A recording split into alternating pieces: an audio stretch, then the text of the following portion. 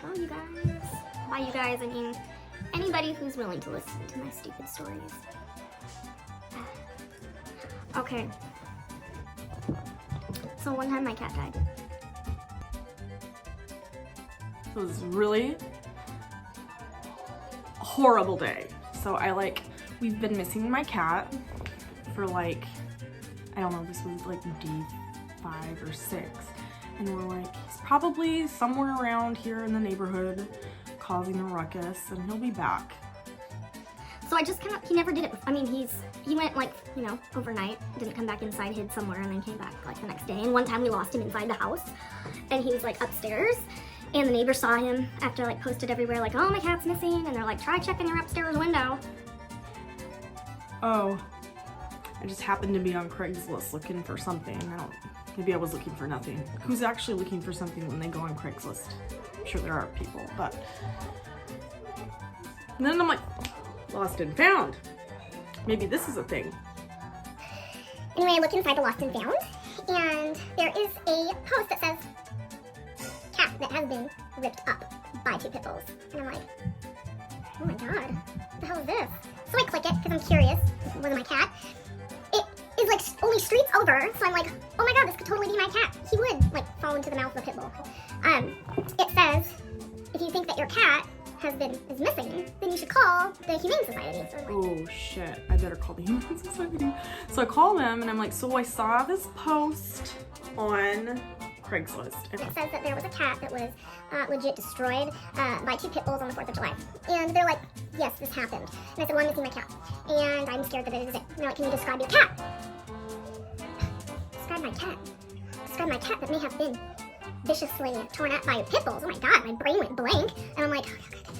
He's a dark color. He has an M on his forehead. And she's might be him. That's a good description. Oh shit, okay. So I end up telling all my kids, guys, just stay put, nothing bad's happening, nothing bad. There's nothing bad. I'll be right back. So I cry all the way to the Humane Society. And I pull up, and I have to compose, I gotta compose myself, but also I've gotta this is the problem people have with masks and glasses. So I'm crying, doing that, because that's what happens when you wear glasses and a mask. So I walk in there with my eyes and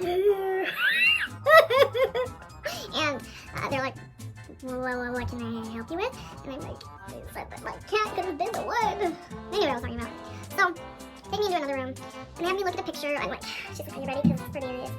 I'm freaking ready. Just get it over with. Cat, but it's not my cat. Holy crap. So I'm oh my god, today is okay. Everything's fine, it's okay. It's fine, it's okay. So I go back home. And that's when we print these papers that say missing cat, because I'm he's gotta be out there still. He has to be out there. So we print them. My kids all get in the car with me. We drive around for about 30 minutes. We get 20 of these signs up in our neighborhood. I post things on Craigslist. I post things on Facebook. People are saying, oh, keep an eye out for your cat, keep an eye out for your cat. I'm okay. So then it gets really stingy because I'm we should drive up this road. Check out there. It's further out there. It's still, close enough that maybe he'll be out there. So we drive down this road. It's an open road. It's Road 100 further out into the, farmland. There it is. Go out there, and something's on the side of the road. One of my kids is oh, this is weird. Oh, Mom?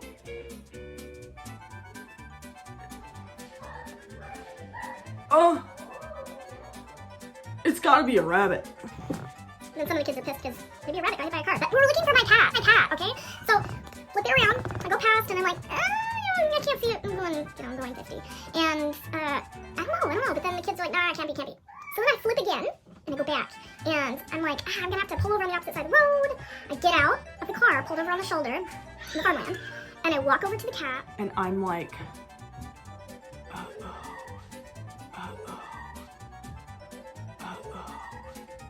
all the kids are in the van, and Pippin dead. Oh my god, it was so bad.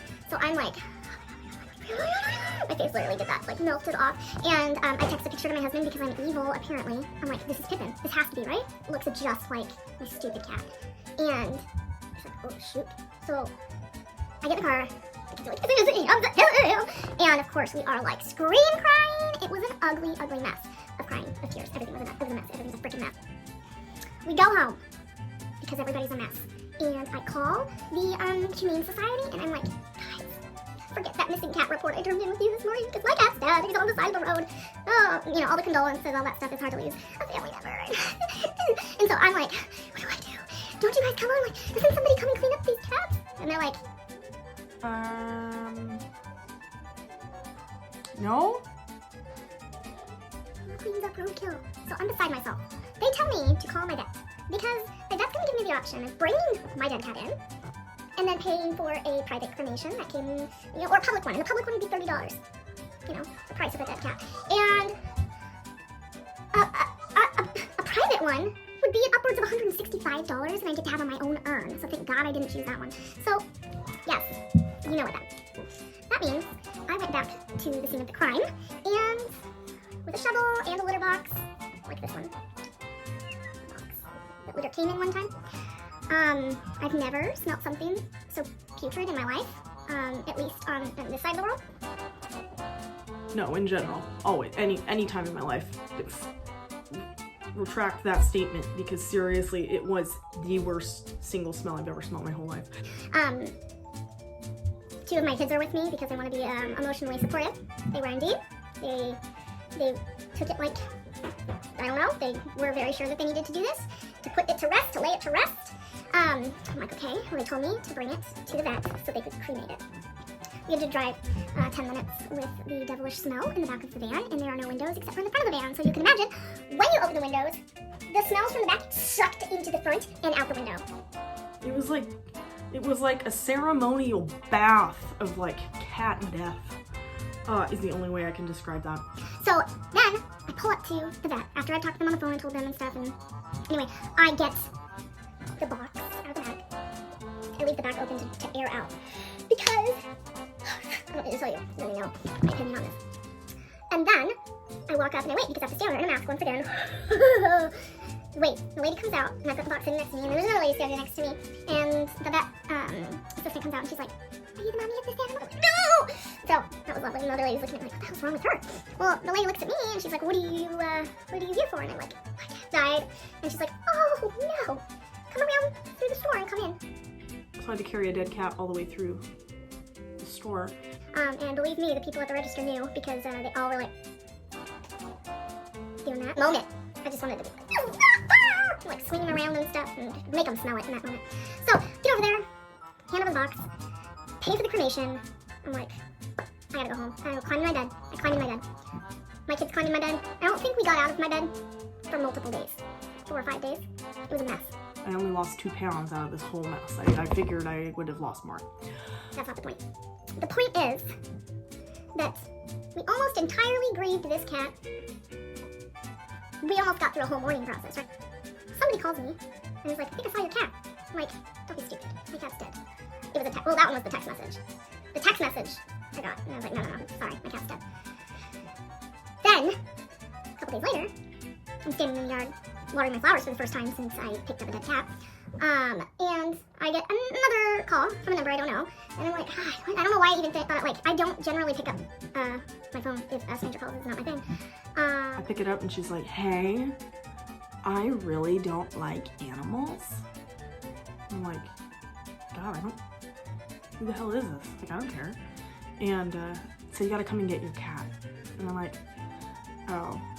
Unfortunately, that's not my cat, so if you saw the signs, I don't know, like, it's not mine. I'm dead. I scraped it up off the side of the road and it's cremated, and thanks for bringing it up. And she's like, okay, what? I don't know about your cat missing or anything, but yeah. So he's yelling at my back window. He wants to get fed, and I'm like, my cat does yell. We call him a yodeler, and so I'm like, what? And she's like, I don't like animals, so I need you to pick him up. I need you to come get him.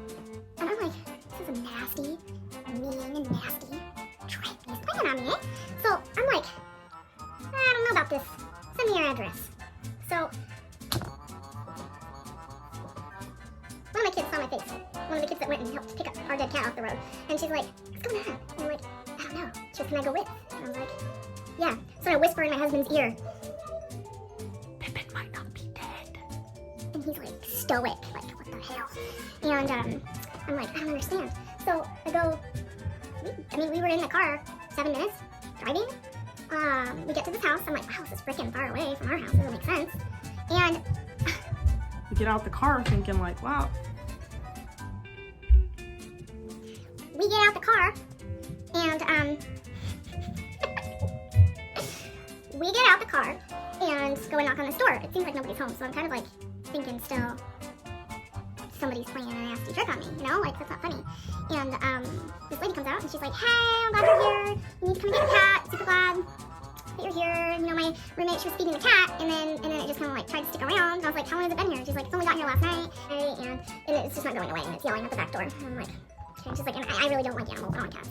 I'm like, okay. So you don't hear anything, you don't see anything, and she like ushers us around the side of her house, and then she goes, yeah, kitty, kitty, and then all of a sudden you hear, meow, meow, meow, and out comes Pippin. Pippin. Pippin. In that moment, I had to ask myself, who the hell's cat did I scoop up off the sidewalk? So my cat's not dead. Joke, son. And the trauma of picking up a dead cat, I will be carrying for the rest of my life. And also my traumatized children from, well, watching me do that and watching us stay in bed for that. So, happy day!